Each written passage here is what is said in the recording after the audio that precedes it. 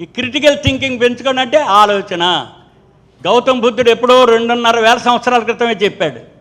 ఏం చెప్పాడు? నీ అంతటా నువ్వు నిర్ధారణ చేసుకో. ఎవరో నీ తల్లిదండ్రులు చెప్పారు, నీ పేరెంట్స్ ఇది టీచర్లు చెప్పారు, ఒక ప్రవక్త చెప్పాడు, ఒక ఇది చెప్పాడు అని అంటే నువ్వు నమ్మకు. ఒక ఇనప రాడ్డు ఎండలో పడేస్తే అది ఎవరికైనా కాలుతుంది, కంటికి కనిపించదు. అందరికీ కాలుతుంది, కొంతమందికే కాలి కొంతమంది కాలకపోవడం అంటూ ఉండదు. అందుకని నిజ నిర్ధారణ చేసుకునేది మన ఆలోచన శక్తి మనం పెంచేది క్రిటికల్ థింకింగ్. అందుకని ఆచార వ్యవహారాలన్నీ మూఢనమ్మకాలుగా మారిపోయినాయి. ఈ యాత్రలన్నీ చాలా వరకు యాత్రలన్నీ కూడా మౌఢ్యాన్ని పెంచడానికి ఉన్నాయి, విజ్ఞానాన్ని పెంపొందించడానికి కాదు. విజ్ఞానాన్ని పెంపొందించుకునేది మనం విజ్ఞానాన్ని పెంపొందించుకోవాలి. అందుకని ఎప్పుడైతే విజ్ఞానాన్ని పెంపొందించుకుంటామో క్రిటికల్ థింక్ డెవలప్ చేసుకోవడానికి చాలా అవకాశం ఉంటుంది. అందుకని ఈరోజు మనం ఇచ్చిన టాపిక్ కూడా మనం డెవలప్ అవ్వడానికి, మనతో పాటు మన సొసైటీ డెవలప్ అవ్వడానికి, మనం అభివృద్ధి చెందడానికి క్రిటికల్ థింకింగ్ ద్వారా చాలా వరకు చేయగలం. అందుకని ఈ మహిమలు ఇలాంటివి ఏం లేవు, అవన్నీ మ్యాజిక్ ట్రిక్లే. మ్యాజిక్ కూడా ఒక సైన్సే. శాస్త్రీయ విధానాల్లోనే ఆ ఫిజికల్ ప్రిన్సిపల్స్తోనే జరుగుతాయి, అంతేగాని వేరే జరగవు. ఏదో ఆ ఇతరులను మౌఢ్యంలో ఉన్నంతకాలం వీళ్ళు డబ్బు సంపాదించడానికి వీలు వస్తాయి. అందుకని ఇలాంటివన్నీ ఫిజికల్ కమోడిటీగా మనకు ఉపయోగపడుతున్నాయి. వాటిలో డాక్టర్ సమరం గారిని మెసేజ్ ఇవ్వాల్సిందిగా కోరుతున్నాను. జాతీయ సైన్స్ దినోత్సవ సందర్భంలో అందరికీ శుభాకాంక్షలు. మనం అంతా ఇప్పుడు ఆధునిక యుగంలో సైన్స్ యుగంలో ఉన్నాం. సైన్స్ అంటే ప్రతిదీ ఎందుకు, ఏమిటి, ఎలా, ఇది మన ఆలోచనలో ఉండాలి. దాంతో ముందు ప్రతిదీ పరిశీలిస్తాం, చూస్తుంటాం, ప్రశ్నిస్తుంటాం, ఎందుకు ఇలా ఉంది ఏంటిది, పరిశోధిస్తాం, నిగ్గు తేల్చి చివరికి ఏం తెలుస్తాం, సత్యాన్ని తెలుస్తాం, కొత్త ఆవిష్కరణని మనం చేస్తాం. అంచేత ఈ ఆధునికంలో మరి మీరంతా కూడా విద్యార్థులందరూ కూడా సైన్స్ని బాగా అధ్యయనం చేయాలి. మీలో సైంటిఫిక్ నాలెడ్జ్ అంటే సైన్స్ గురించి అవగాహన కావాలి. అలాగే సైంటిఫిక్ టెంపర్ అంటారు. సైంటిఫిక్ టెంపర్ అంటే ఎందుకు, ఏమిటి, ఎలా, అది ప్రశ్నించడం లేకపోతే సైన్స్ లేదు. ఎందుకు ఇలా జరగాలి, ఏమిటి ఇది, ఎలా ఉంది, దీనికి ఏమి చేస్తాం, అప్పుడే ఆవిష్కరణలు వస్తాయి. అంచేత మీరందరూ కూడా శాస్త్రీయ ఆవిష్కర్తలు, సైన్స్ ఆవిష్కర్తలు కావాలి.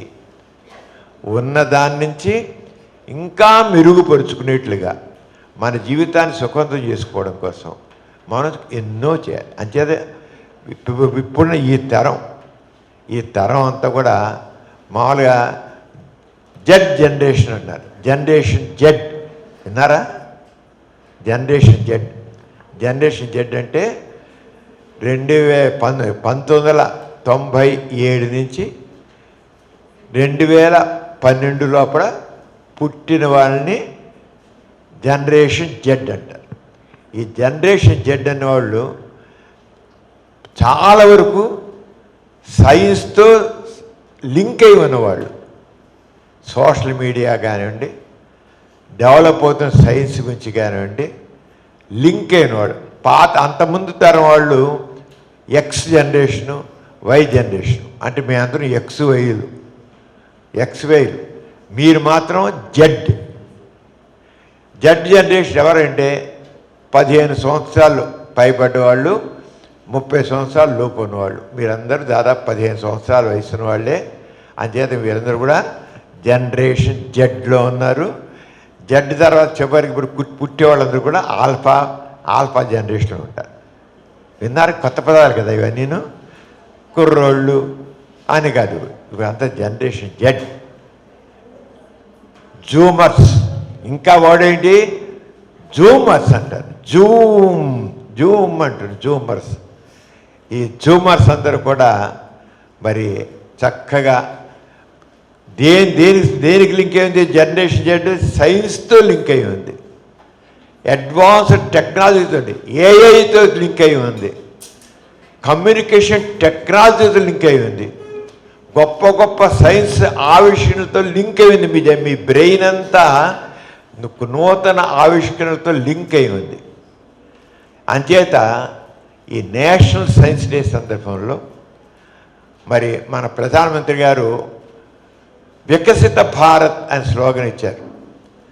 2047కి భారతదేశం అగ్రదేశాల సరసన నిలబడాలి. అమెరికా, కెనడా, ఇంగ్లాండ్, ఆస్ట్రేలియా వీటి సరసన నిలబడాలి, లేదా నంబర్ 1గా మనం ఉండాలని.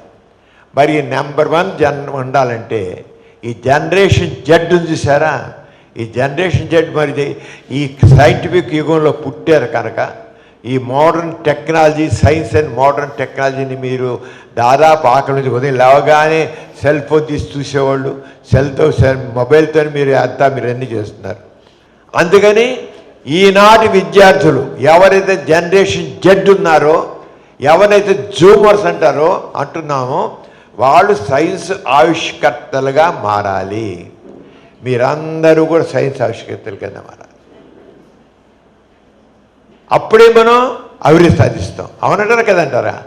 అంచేత చక్కగా మీరు సైన్స్ ఆవిష్కరణ అన్నిట్లో, టెక్నాలజీలో కావచ్చు, ఎడ్యుకేషన్లో కావచ్చు, హెల్త్లో కావచ్చు, అగ్రికల్చర్గా కావచ్చు, ఏ రంగంలో తీసుకుని అన్నిట్లో సైన్స్ అండ్ టెక్నాలజీ రావాలి. అందుకనే నేషనల్ సైన్స్ డే ప్రతి సంవత్సరం ఫిబ్రవరి 2వ తారీఖున సివి రామన్ గారు కనిపెట్టిన రామన్ ఎఫెక్ట్ని పురస్కరించుకుని దాన్ని పెట్టడం జరుగుతుంది. ఇవాళ మనం గోరా సైన్స్ సెంటర్ గత 60 సంవత్సరాల పైనుంచి కూడా ఈ సైన్స్ రంగంలో ఎంతో కృషి చేసి వస్తుంది. నిరంతరం ఇక్కడ బయట సైన్స్ ఎంత డెవలప్ అవుతుందో ఇక్కడ నాస్తిక్ కేంద్రంలో కూడా ఆ విధంగానే సైన్స్ ఇక్కడ గోరా టెక్నో పెట్టాం, ఆర్టిఫిషియల్ ఇంటెలిజెన్స్, స్పేస్ సైన్స్. మీరు చూడండి, మీరు అందరూ చూడండి, చెప్పాలి ఎంత స్పేస్ సైన్స్ ఇన్ఫర్మేషన్ ఉంది అక్కడ. మీరు చూసే ఎంత ఇన్ఫర్మేషన్ గ్యాదర్ చేస్తారు. అలాగే అడ్వాన్స్డ్ హెల్త్ సైన్సెస్ ఎగ్జిబిషన్ పెట్టాం. కొంతకాలం ఇప్పుడు కిడ్నీ పాడిపోయిన అనుకోండి, ఎవరైనా కిడ్నీ ఇస్తారా? లంగ్ పాడైపోయింది అనుకోండి, ఎవరైనా లంగ్ ఇస్తారా?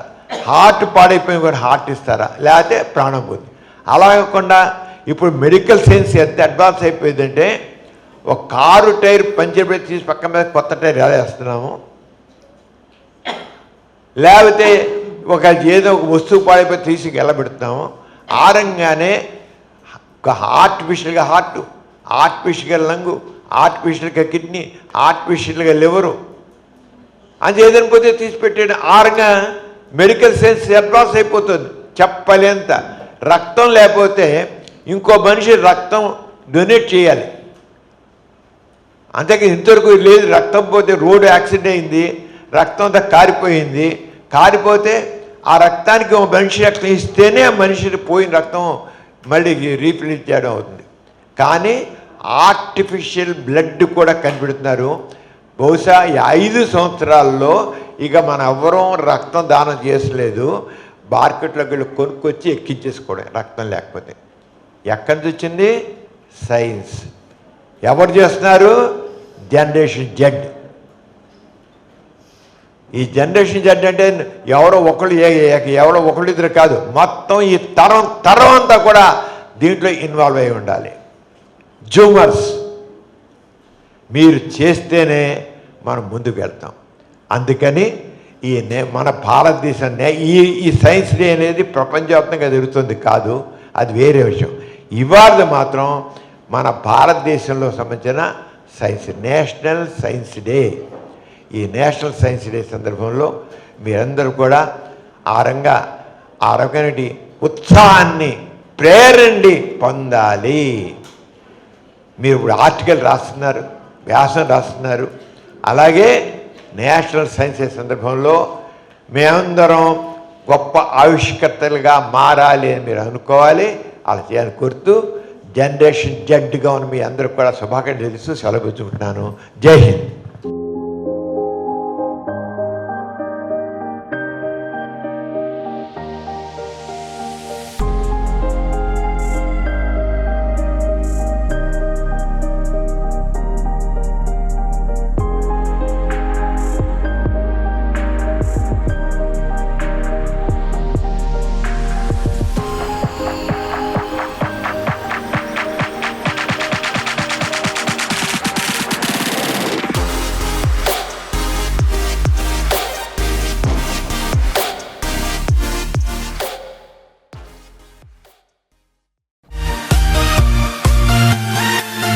ఈ కార్యక్రమం మీకు ఎంతో నచ్చింది కదా.